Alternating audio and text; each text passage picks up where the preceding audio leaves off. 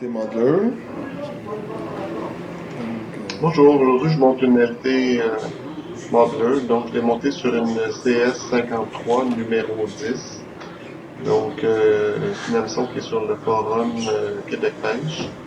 Je prends un fil foncé, brun foncé, 6-0, et je laisse un espace pour la tête et j'installe le fil jusqu'à la courbure, donc entre la pointe et le hardillon, je vais arrêter pour installer la queue. La queue, c'est des fibres de mallard, donc mallard bronzé. Moi, je la fais en couleur olive ou aussi même en couleur régulière, là, gris pâle, c'est une bonne mouche. Différentes couleurs, ça fonctionne très bien. Donc, j'ai installé les fibres de canard à l'arrière.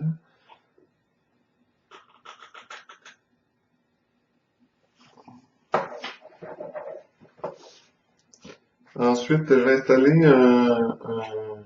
un tinsel ovale, médium, couleur dorée. Donc, je vais l'installer à l'avant. Donc, je vais ramener le fil à l'avant et je vais l'installer sous la hampe de l'hameçon pour essayer de garder le corps le plus uniforme possible. Remarque qu'avec le dubbing, c'est pas nécessaire. J'aurais pu le mettre sur le dessus aussi. C'est une habitude de le mettre toujours en dessous. Pour le corps, on peut utiliser soit de la laine mohair, de couleur beige, ou on peut aussi utiliser du dubbing de lapin. Je mélange beige et gris. Donc, c'est un mélange que je fais. Je la fais des fois aussi juste beige. Mais mélange beige et gris, c'est très très bon. Donc, je mélange comme il faut les dubbings ensemble. Et je vais installer ça sur le fil en enroulant des petites pincées. Voilà.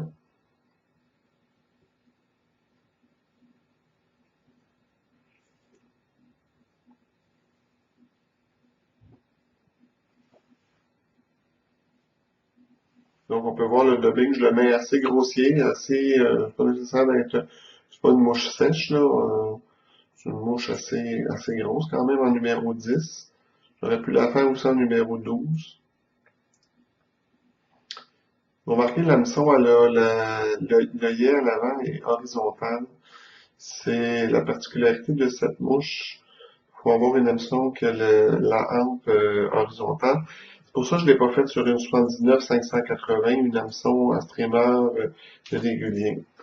Donc, je rajoute un peu de dubbing pour me rendre jusqu'à l'avant, mais il faut toujours penser qu'il faut réserver un espace suffisant pour la tête style modeler, coupé assez court et plat en dessous.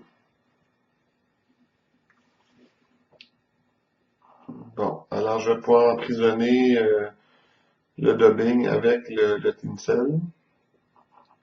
Donc, on essaie de faire les tours espacés à peu près également pour faire un beau travail.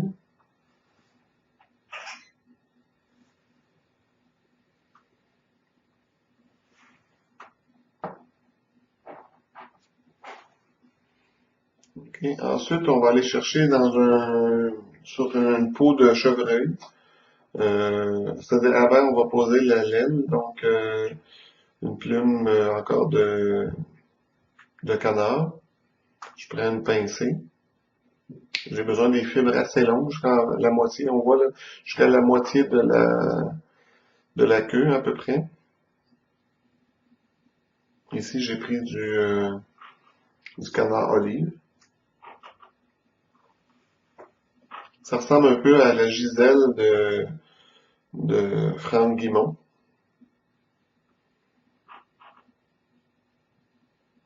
Donc là, je vais aller chercher une pincée de chevreuil. C'est important une fois qu'on a pris une petite pincée de chevreuil, c'est important d'enlever le sous-poil avec, moi j'utilise une brosse à dents.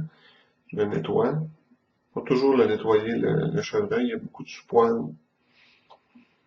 Et ensuite, je vais installer une petite pincée sur le dessus.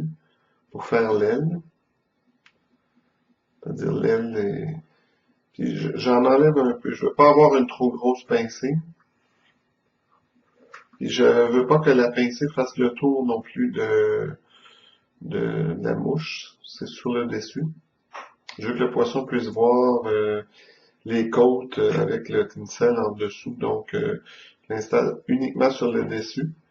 Et une fois que c'est fait, je vais rabattre mes poils pas trop courts parce que je vais en avoir de besoin. Je vais plutôt les recouper à la fin quand je vais avoir fini d'installer ma tête de mandler. Donc sur le dessus, je vais venir installer du fil et je vais aller me chercher une autre pincée de poils. Mais là, j'ai pas besoin d'avoir des pointes parce que c'est juste pour faire la teinte de mandler. Donc, je vais couper l'excédent avant d'installer. C'est mieux le couper avant de l'installer. Et je fais un tour et je vais faire un deuxième tour avec mon fil de montage. Je vais laisser tourner le poil tout simplement. Et je vais utiliser je vais le pousser ce poil-là. Je vais utiliser un crayon Bic. J'ai enlevé je vais vous montrer, là, j'ai enlevé l'encre dans un crayon Bic et vous allez voir, je m'en sers comme un outil pour repousser le poil. Parce que je vais essayer qu'il y ait le moins de poils possible quand je vais faire mon nœud de finition. Donc, je me sers de ça pour pousser. J'aurais pu prendre un autre outil. Mais avec un crayon Bic, je trouve que ça va quand même assez bien. Donc, je vais essayer de pousser les fils. Puis, je vais faire le nœud de montage. Et avec mes doigts, encore une fois, je vais essayer de repousser les poils là, pour qu'il y ait le moins de poils possible. C'est un peu difficile là, qu'il n'y en ait pas du tout, là, mais qu'il y en ait le moins possible, c'est recommandable. Donc, il va me rester à tailler la tête. Vous allez voir, là, avec une fois que ça va être taillé, là, il va en rester pas mal moins de poils. Je vais le tailler quand même assez court. Alors, voici j'en avais fait une. Donc, voici le produit final. Je vous souhaite une bonne pêche cet été en 2013 avec cette bourse.